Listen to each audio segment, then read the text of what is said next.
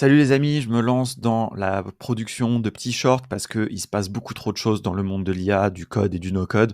On n'arrête pas de m'envoyer des nouveautés, il y a des nouvelles choses qui sortent tous les jours, donc on va faire des petites vidéos.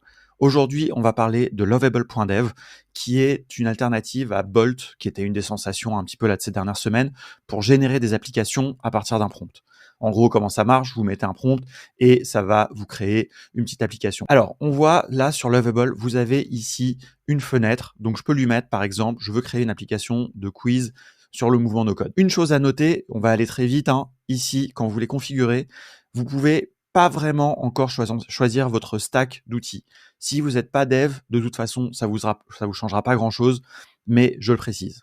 Quand on lance la génération, c'est un petit peu comme dans Bolt. On a à droite le code et la prévisualisation, et à gauche, évidemment, tout ce qui est ici la discussion que vous allez avoir. Et donc là, vous voyez que ça passe en mode agent, il vous décrit ce qu'il va faire, etc. Alors, une des grosses différences avec Bolt qu'il faut bien signaler, c'est que vous n'avez pas vraiment un éditeur de code, donc on est sur un niveau d'abstraction plus haut. Si vous voulez faire des modifications, vous allez principalement passer par la fenêtre de chat. Voilà, c'est pas forcément un problème, mais je le spécifie. Voilà, et donc au bout d'un moment, vous avez une petite application qui apparaît à côté, il vous dit tout ce qu'il a fait, on va pas rentrer dans les détails. Là, je peux tester et vous voyez que ça me semble bien fonctionner. Voilà, d'ailleurs, ça ressemble pas mal à un test que j'avais fait avec un autre outil. C'est normal, derrière, c'est les mêmes modèles d'IA.